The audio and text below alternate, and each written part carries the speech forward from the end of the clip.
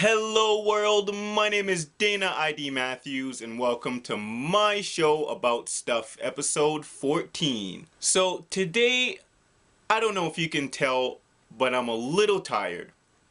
And the reason for that is because around 2 a.m., 2:30, a mouse found its way into my home, into my room, actively scaring the shit out of me. Now the funny thing is, I would rather take clean punches to the body and face by men that are 20 to 50 pounds heavier than me than deal with mice. I don't know why, I don't know what it is, but I can't even bring myself to touch them. Call it a phobia, call it whatever you want, but that's how it is. And I chased this thing. I know I did my best. I opened doors. I tried to, make sure that it would go outside. I tried to trap it in multiple different ways, and nothing was really working.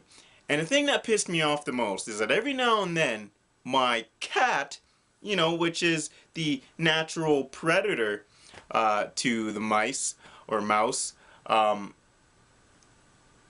it was absolutely useless. My cat would catch it in its mouth. It had it like 4 or 5 individual times. And you could hear it squeaking, but it just had it in its mouth and then it would just drop it and let it go. It was like a game for my cat, and it was very annoying because every time it scurried around I was like, good, jumpy and all that, and I have a bad shoulder, you know what I mean, so jumpy movements like that, they throw me off every now and then, and I got a little pain and I'm not too happy about it. Now don't get me wrong, I love my cat to death, and in most instances I am against killing any sort of life at all. But in this instance, I ended up accidentally killing the mice. I was trapped between two, hard things, and beside those two hard things was a door, and I had it open so that I could kind of, lead it away. But as I was poking, I was a little jumpy, and one of the times I most likely poked a little too hard and kind of trapped it in between the two hard things, actively crushing it to death. Can't say I'm happy about it. Well, I am happy about it because it's not, scaring the shit out of me now, but it's a living thing and it's dead and I didn't have to kill it, and I was actively trying to get it out of the house in in a humane and living way. So after that, I was chasing this thing around for an hour at least, and it was 3:30 by the time it was dead. My cat had settled down, and I made a post about it on Facebook, just confessing a little bit, because we all have our fears, however irrational they may be. And I actually had to wait until the next morning, so I slept on the couch because I didn't want to stay in the room with it, because like I said, it scared the shit out of me, and it's just there, dead and whatnot. So I slept on the couch. I got like 2 hours of sleep maybe, so I'm dead. To my baby woke up at the same time that she does every day, so I didn't get much sleep.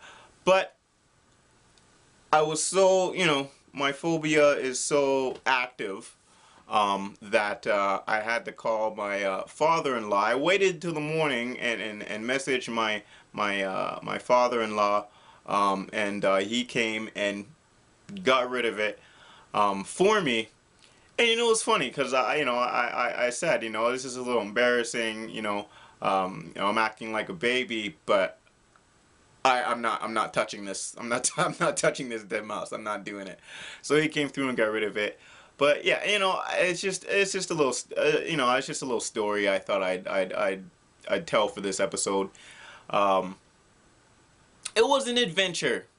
I was really tired when my cat started scurrying around, and then once I saw the mouse, all my engines revved and I was awake. I was super awake. Yeah, it was very interesting. When you live out in the country, these are the type of things that you have to deal with, and it's not so bad. It's a nice little quirky memory that you can laugh at with your friends later. But I'm gonna just say this, man. The thing that I got out of all of this is first, um, people are weird, very choosy about the things that they decide to be afraid of or don't decide. You know, who knows what happened in the past that made you afraid in that way. You know, I don't know, so I ain't gonna judge you. But my cat, Mr. Kitty, Qiddi, yes I know, very original, is absolutely useless. Like this isn't the funny thing is this isn't the first time that a mice has infiltrated our home.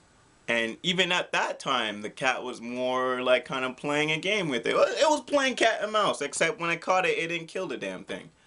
Um, you know, I guess that's good. You know, maybe my cat is is morally aware, which would be super cool. And if that's the case, well then, you know, maybe I need to do a little more investigating with my cat and have some conversations with Mr. Kitty and see where things go from there. I don't know what I'm talking about, man. I had a rough night, and this small creature, it was like, you know, this big. It really wasn't large at all. And like I said, you know, I box, and the guys that I box are always bigger than me. And you know, I take punches clean and feel absolutely fine.